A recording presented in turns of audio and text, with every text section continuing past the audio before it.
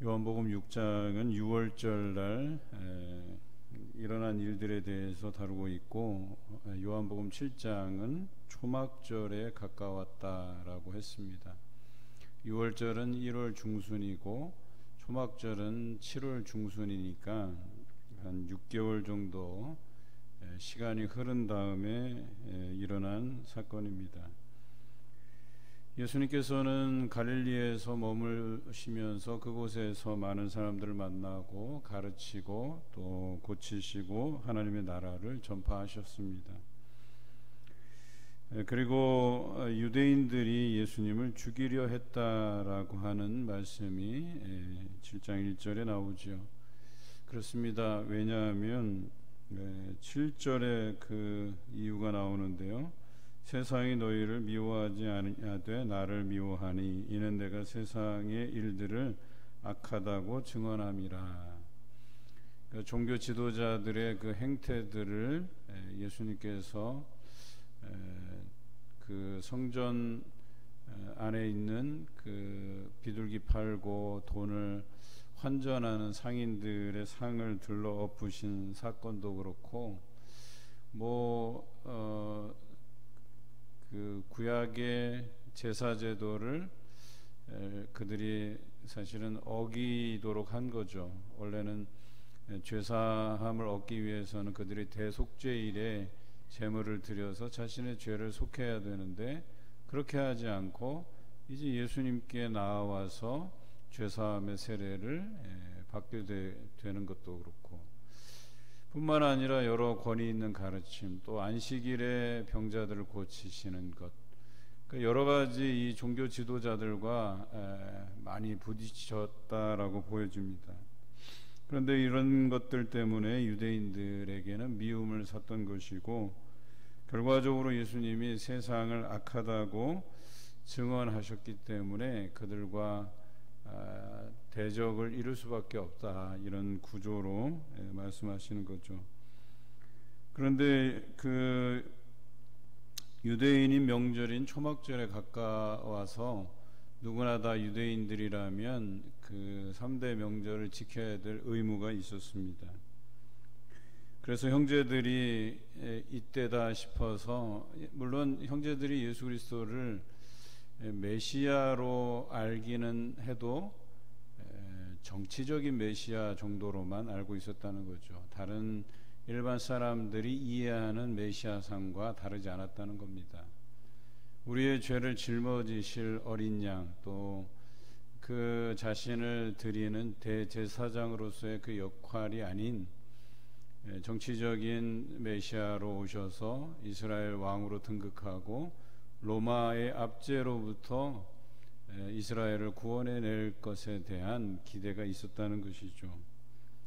유대인들 사이에서는 이 초막절이 곡식을 다 거두고 나서 초막을 짓고 곡식을 저장하고 그곳에서 하나님께 감사하는 절기인데, 이 절기에 메시아가 올 것이라는 기대를 하고 있었던 것이죠. 그래서 오늘 말씀을 보니까 11절에 명절 중에 유대인들이 예수를 찾으면서 그가 어디 있느냐라고 찾은 이유가 한번 보자는 거예요. 많은 사람들이 그 예수라는 사람이 메시아라고 하는데 도대체 어떻게 생겨먹은 사람인지, 정말 우리가 믿어도 될 만한 존재인지에 대한 궁금함이 있었다는 거예요. 그런데 이미 예수 그리스도를 만난 사람들은 좋은 사람이라고 수군거리고, 또 어떤 사람은 무리를 미혹한다고, 그 사람은 이단이고 그 메시아가 아니라고 이렇게 주장하는 사람들도 있었다는 거예요.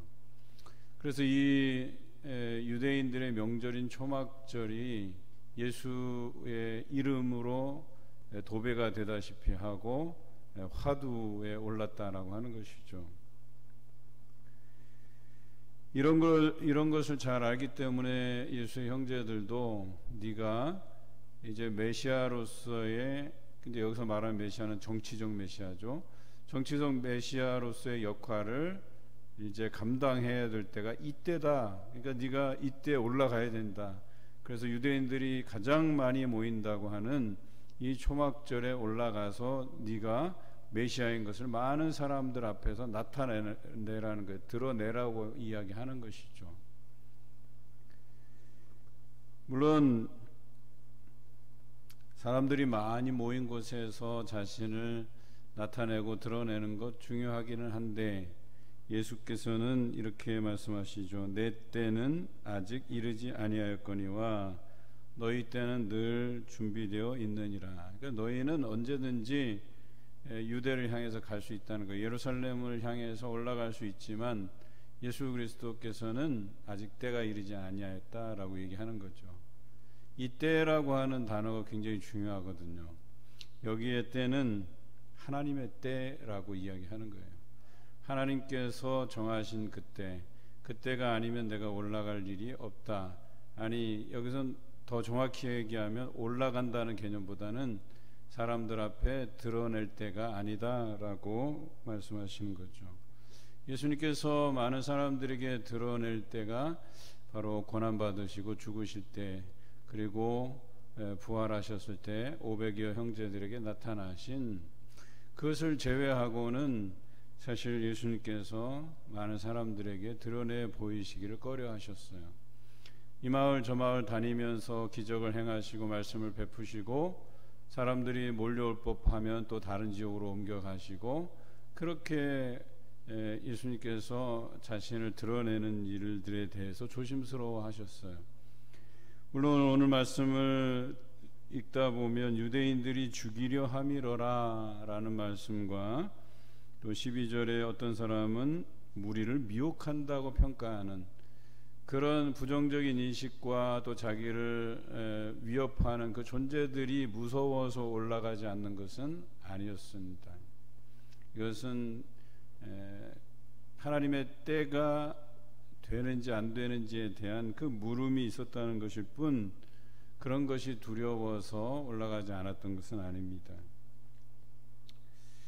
그렇지만 유대인으로서 또 명절을 지켜야 된다는 그 본분도 잊지 않으셔서 드러내지는 않았지만 형제들을 먼저 보내고 명절을 지키기 위해서 유대로 올라가시는 예수님의 모습이 10절에 또 나타나기는 합니다. 오늘 이 말씀을 통해서 참 예수님께서 어찌 보면 하나님의 본체시잖아요. 자기가 결정하시고 이행하셔도 되는데 자기를 보내신 이의 뜻대로 행하시는 모습을 끝까지 볼 수 있어요. 이것은 이때만 아니라 겟세마네 동산에서도 기도하실 때 이 잔을 가급적이면 내게서 돌려달라고 하지만 내 원이 아니라 하나님의 뜻대로 되기를 원한다고 기도하는 모습에서도 우리가 발견할 수 있죠. 그런데요, 하나님의 때가 무엇이냐라고 하는 것이 우리 삶에서도 굉장히 중요합니다. 때를 따라 사는 사람들이에요. 그런데 내 때를 향해서 살아가는지 하나님의 때를 따라서 살아가는지가 다르다는 거예요. 그런데요, 많은 크리스천들이 자기가 먼저 가놓고선 하나님 왜 내가 이렇게 길 가는데 나를 바라봐 주시지 않습니까? 왜 나를 돌보아 주시지 않습니까? 라고 요구하는 것은 이거는 하나님의 때가 아니라 내 때를 살아가는 사람이에요. 내 주장, 내 고집, 내 방향성을 가지고 살아가는 거예요. 내가 가니까 하나님께서 따라와 달라는 거예요. 그런데 이것은 예수님께서 걸어가신 하나님의 때가 아닙니다. 그래서 찬양에도 보면 가라 하시면 가고 멈춰서라 하면 멈춰선다는 찬양이 있잖아요. 우리는 신앙의 어떤 깊은 경지에 이르게 되면 바로 이런 지경에 이르게 되는 거예요. 그동안은 내가 주장하고 내가 하는 것에 대해서 하나님께서 개입해달라는 기도를 하게 되지만 이제 신앙의 깊은 경지에 들어서게 되면 하나님의 뜻을 묻게 돼 있어요. 하나님 어떻게 할까요? 어찌하면 좋을까요? 라고 묻게 돼 있어요. 그래서 하나님께서 자신에게 주시는 그 인도해 주시는 길을 가는 사람이 있다라고 하는 것이죠. 그런데 좁은 길이라고 이야기하는 거예요. 그런 사람이 많지 않다는 거예요. 다 내 고집 내 뜻대로 살아가는 사람이 많다는 거예요. 이게 진짜 믿음인 것인 양 주장하고 왜 다른 사람은 이렇게 하지 못하는 것에 대해서 주장하는 것 굉장히 위험한 생각이에요. 그게 하나님의 뜻이 아닙니다. 그건 자기 뜻일 뿐이에요. 우리는 자꾸 보편적인 흐름을 가지고 이것이 마치 하나님의 뜻인 양 주장하면 대단히 잘못된 것이죠. 우리 각자가 말씀을 통해서 만나는 하나님이 다를 수 있다는 그 전제를 잊어버리고 있다는 거예요. 하나님의 선하신 뜻은 한 가지로 모아질 수 있지만 하나님께서 그 각자에게 만나주시는 방식은 다를 수 있다는 것을 우리가 염두에 두지 못하는 것이죠. 어떤 사람은 침묵하는 중에 하나님께서 음성을 들려주시기도 하고, 어떤 사람은 찬양하는 중에 더 강렬하게 임재해 주시는 분이 있고, 또 어떤 사람은 소리내어 기도할 때 임재해 주시는 분도 있고, 또 어떤 사람은 말씀을 조용히 읽다가 하나님의 임재를 경험하는 사람이 있고, 너무나도 다양하게 만나주시는 그 하나님을 우리가 너무나도 모른다는 거예요. 내 방식, 이렇게 해야만 하나님이 만나주시고 이렇게 해야만 은혜를 받는다고 생각하는 그 선입견부터 버려야 돼요. 우리는 만나주시는 방식까지 하나님 앞에 의뢰하는 것이 중요해요. 그래서 그 하나님께서 우리의 삶의 일거수일투족 모든 순간순간 만나주시는 분이심을 우리가 기억해야 돼요. 여러분, 직장 다니는 사람은 바빠서 기도 못하는 게 아니에요. 직장 다니면서 기도해요. 한켠에서 시간 내서, 또 오고 가는 길에 날마다 기도해요. 그런데 그 날마다 그 삶 속에서 하나님께서 만나주시는 거예요. 어떤 사람은 그래요. 그 신앙 간증인데 아침에 출근하고 퇴근할 때마다 라디오를 틀어놓는데요.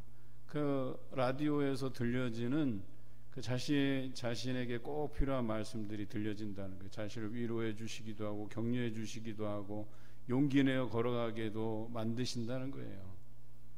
참 이상하죠? 그런데 우리는 그런 여러 가지 방식들에 대해서 너무나도 모른다는 거예요. 그래서 내가 하나님을 만나면 그 방식으로만 하나님께서 말씀하시는 줄 알아요. 그렇지 않다는 거예요. 우리는 나의 방식이 아니라 하나님의 때를 살아가는 사람들이 되어야 된다라고 하는 것을 강조합니다. 그런데 예수님께서 그렇게 말씀하셨어요. 내 때가 아니라고 말씀하셨어요. 내 때는 아직 차지 아니하였다라고 말씀하세요. 여기서 올라가지 않겠다는 표현은 나를 드러내지 않으시겠다, 이런 표현이죠.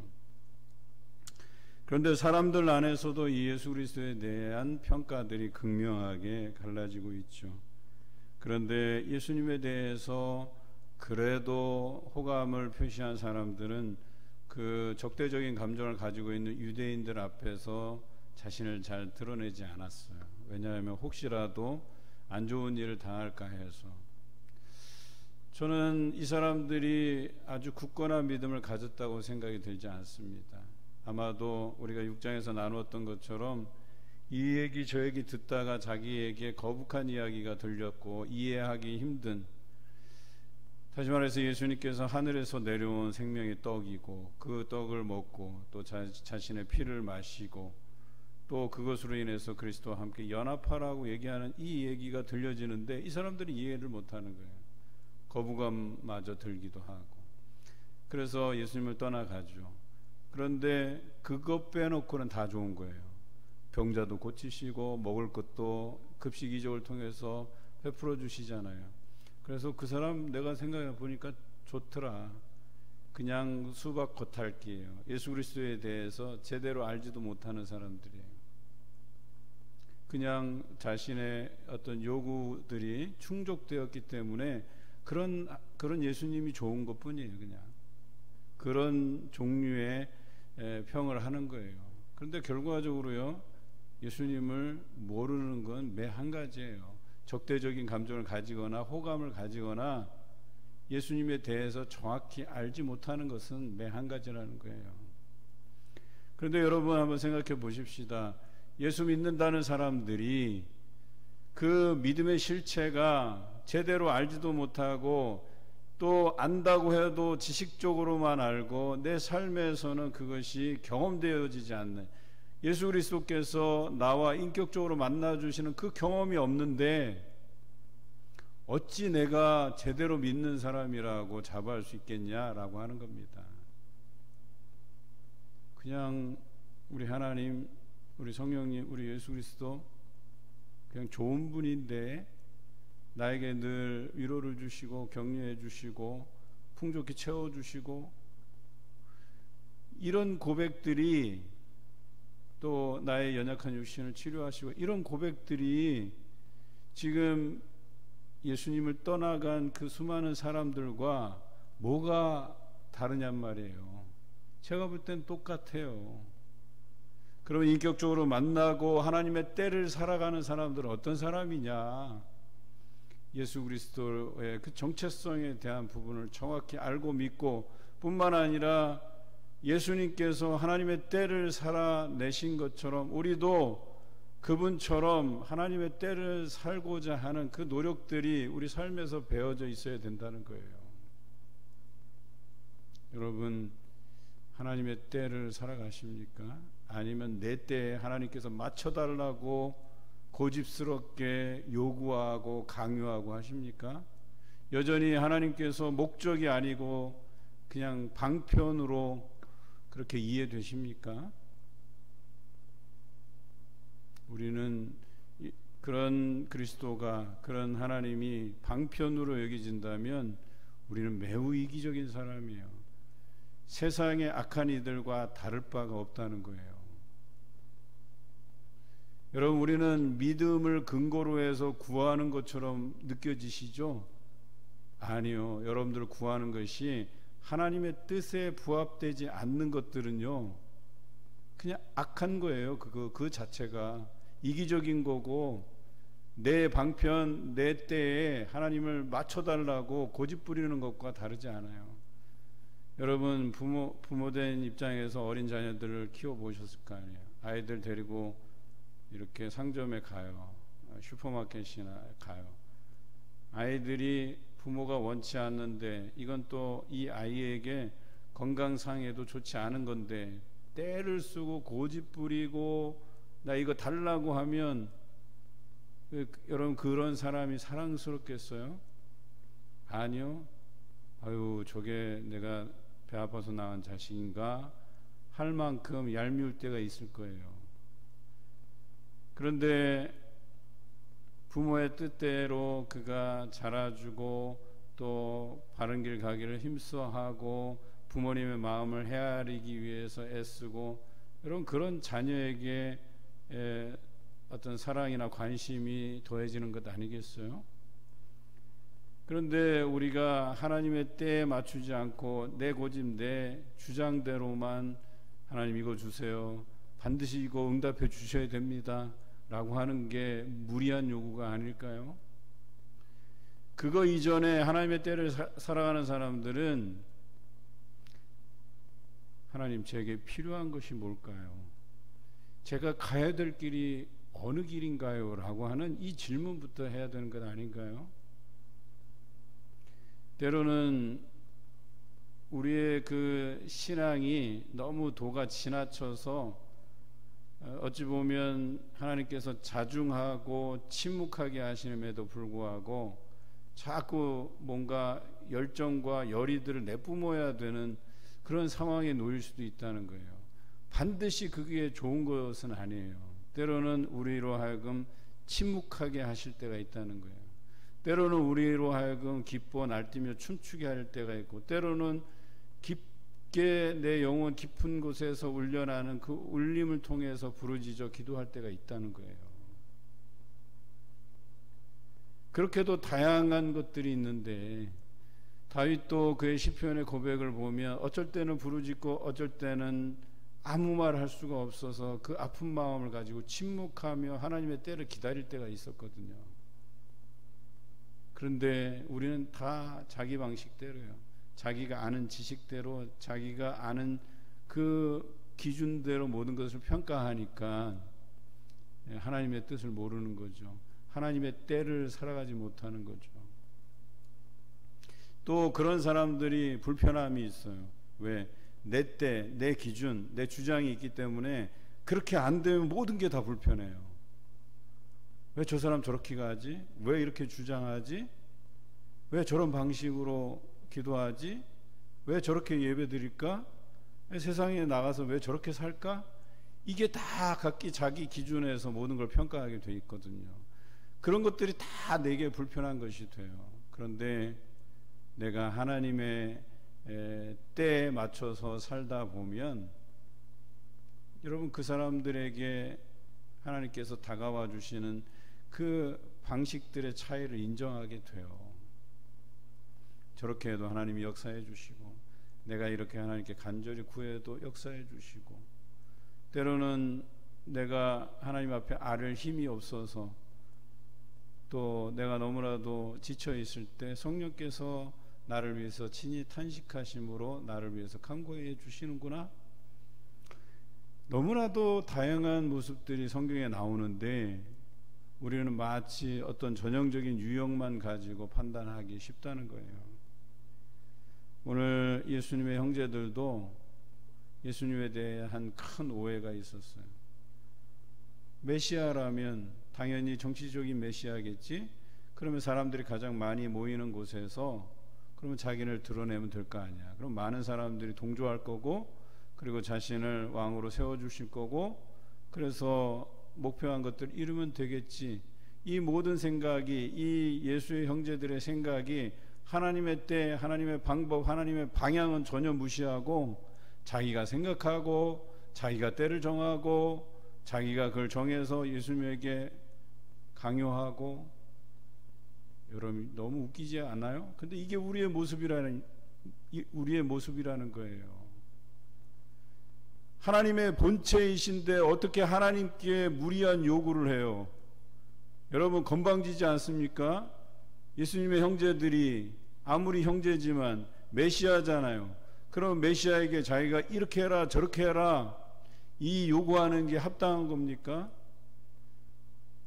조금 더 좀 누그러진 표현을 쓴다 하더라도 이렇게 해 주십시오. 이렇게 초막절 이렇게 사람이 많이 모이는 곳에서 당신을 드러내시면 좋지 않겠습니까?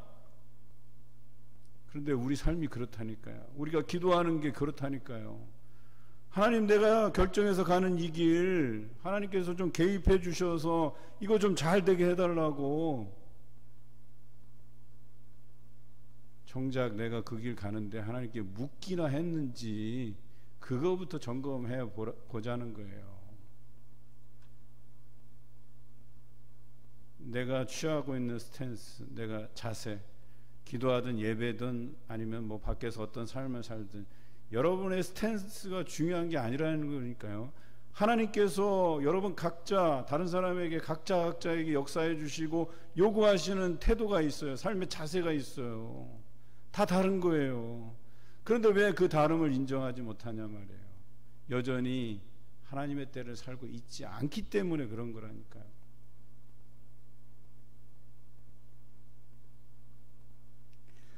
오늘 마태복음 1장에서 13절까지는 예수님께서는 계속해서 때를 강조하세요. 하나님의 때가 아니라는 것. 그 때가 오면 하나님께서 나를 보내신 그 뜻을 이룰 때가 온다는 것이죠. 그래서 예수님은 그 때를 기다리고 있는 것입니다. 우리도 이런 때를 따라 사는 인생이 되어야 된다는 거죠. 여러분들 각자에게 주어진 하나님의 그 때가 있어요. 여러분을 어떻게 인생에서 사용하실지, 또 언제 여러분을 단련시키고 훈련시키실지, 또 언제 불러서 사명을 감당하게 하실지 그 때가 다 있다는 거예요. 내가 직분을 얻었다고 해서 그 직분이 그때인 줄로 알고 아닙니다. 그것은 사람이 결정한 때죠. 그러니까 사람들이 여러분들 뽑아주고 해서 세워진 거죠. 그것을 다 그냥 우리는 합리화시킬 뿐이에요. 성경에서 마띠아가 사람들이 선출을 했어요. 그래서 그것이 하나님의 뜻이라고, 이 사람이 하나님의 귀한 사역을 감당할 것이라고 합리화했지만 한 번 이름 등장하고 끝났어요. 그런데 등장한 사람이 사도 바울이었다니까요. 그래서 사도행전의 중간 이하로부터는 이 바울의 사역을 다루고 있지 않습니까? 오늘 우리가 직분을 받았다고 해서 여러분들이 뭔가 할 수 있는 준비가 다 됐다고 하는 건 여러분 큰 오산입니다. 하나님의 때를 따라 살아가는 그 연습들을 행하지 않으면 여러분 직분이 있더라도 죽을 때까지 사명 감당 못하면서 살아요. 그냥 내 때를 살아가는 그 인생으로 마감하는 거예요. 여러분, 우리가 살아가는 이 세상에서의 직분, 만약에 그런 걸 전제한다고 보면 아무것도 아닙니다, 정말. 그런데 하나님의 때를 살아간다고 하면 그 직분 너무나도 소중하고 중요한 거예요. 이해하십니까? 오늘 하루 예수 그리스도의 그 때, 하나님의 그 때를 따라 살아가는 예수님의 그 모습에서 나도 하나님의 때를 따라 살기를 노력하는, 또 그때가 언제인지 또 어느 방향인지 때때로 기도로 물으시고 응답받는 여러분 되시길 주님의 이름으로 기원합니다.